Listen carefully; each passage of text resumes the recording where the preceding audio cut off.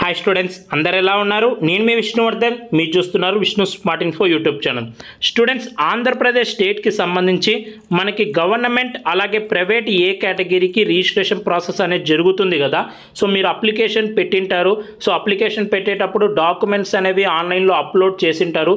So మీరు documents అనేవి ఆన్లైన్లో అప్లోడ్ చేసి మీ అప్లికేషన్ ప్రాసెస్ అంతా కంప్లీట్ అయిపోయిన తర్వాత సో వెరిఫికేషన్ ప్రాసెస్ అనేది స్టార్ట్ అయిపోయింది. సో వెరిఫికేషన్ ప్రాసెస్ అంటే ఎలా అన్నా అని చాలామంది అడుగుతున్నారు. మేము ఎక్కడికన్నా వెళ్ళాల్సి ఉంటుందా అని కూడా చాలామంది అడుగుతున్నారు. వెరిఫికేషన్ ప్రాసెస్ అంటే మీరు అప్లికేషన్ పెట్టేటప్పుడు మీ డాక్యుమెంట్స్ అన్నీ ఆన్లైన్లో పెట్టింటారు కదా, ఆన్లైన్లోనే మీ డాక్యుమెంట్స్ అన్నీ వెరిఫై అయిపోతాయి. సో మీరు ఎక్కడికి వెళ్ళాల్సిన అవసరం లేదు, ఓకేనా? ఆన్లైన్లోనే మీ డాక్యుమెంట్స్ అన్నీ వెరిఫై అయిపోతాయి. సో ఇప్పుడు ఎవరైతే అప్లికేషన్ పెట్టారో వాళ్ళందరివి ఆన్లైన్లో చెక్ చేస్తున్నారు. సో ఏ డాక్యుమెంట్స్ పెట్టారు, సో మీరు ఏమన్నా తప్పు పెట్టింటే, ఓకేనా? సో ఒకవేళ మీరు కనుక తప్పు పెట్టింటే మీకు ఇలా ఒక మెయిల్ వస్తుంది. సో మనకి ఎన్టీఆర్ హెల్త్ యూనివర్సిటీ ఆంధ్రప్రదేశ్ నుంచి ఒక మెయిల్ అనేది వస్తుంది. సో ఏమైనా వస్తుంది, your documents for admission into 2024 counselling has been verified by the verification officer and asked for the reupload of certain documents.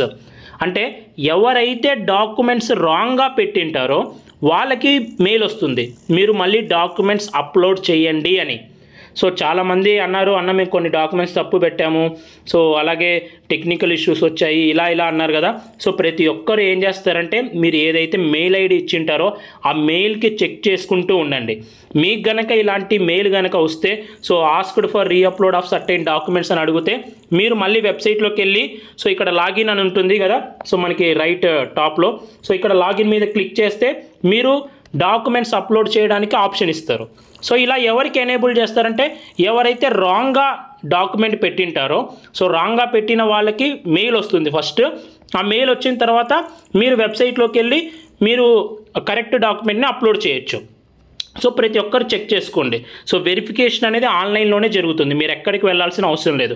So కేవలం స్పెషల్ కోటా వాళ్ళు ఉంటారు కదా, స్పెషల్ కేటగిరీ లైక్ పీడబ్ల్యూడి, అలా కొన్ని స్పెషల్ కేటగిరీ ఉంటాయి కదా, వాళ్ళకి మాత్రమే ఫిజికల్ వెరిఫికేషన్ ఉంటుంది. రిమైనింగ్ అందరికి ఆన్లైన్లోనే వెరిఫై అయిపోతాయి.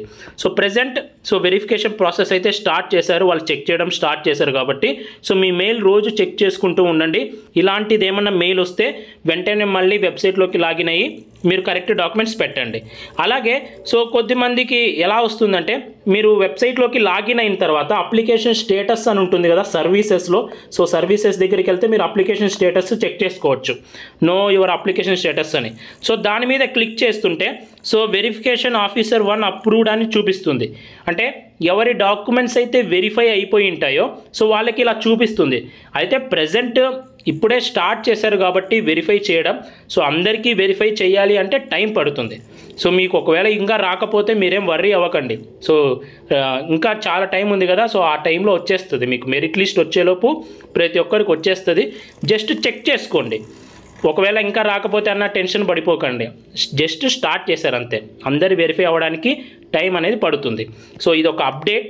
సో వెరిఫికేషన్ ఆఫీసర్ అప్రూవ్డ్ అంటే మీ డాక్యుమెంట్స్ అనేవి అప్రూవ్ అయిపోయినట్టే, మ్యాక్సిమం మీ పేరు అనేది మెరిట్ లిస్ట్లో వస్తుంది, ఓకేనా? సో ఇది లేటెస్ట్గా వచ్చిన అప్డేట్. చాలామంది రాంగ్గా పెట్టాము కొన్ని డాక్యుమెంట్స్ అని అంటున్నారు, టెక్నికల్ ఇష్యూస్ వచ్చాయని అంటున్నారు, కాబట్టి మీ మెయిల్ అనేది చెక్ చేసుకుంటూ ఉండండి. సో ఈ వీడియో మీ అందరు నచ్చింది అనుకుంటున్నాను. ఈ వీడియో మీకు నచ్చితే లైక్ చేయండి. ఇలాంటి మరెన్నో వీడియోస్ మీరు మిస్ అవ్వకూడదు అనుకుంటే మన ఛానల్ని సబ్స్క్రైబ్ చేయండి. సో అలాగే ఈ ఆంధ్రప్రదేశ్ గవర్నమెంట్ అలాగే ప్రైవేట్ ఏ కేటగిరీకి లాస్ట్ డేట్ వచ్చేసి 16th ఆగస్టు. సో ఇంకా ఎవరైనా అప్లై చేసుకోకపోతే అప్లై చేసుకోండి.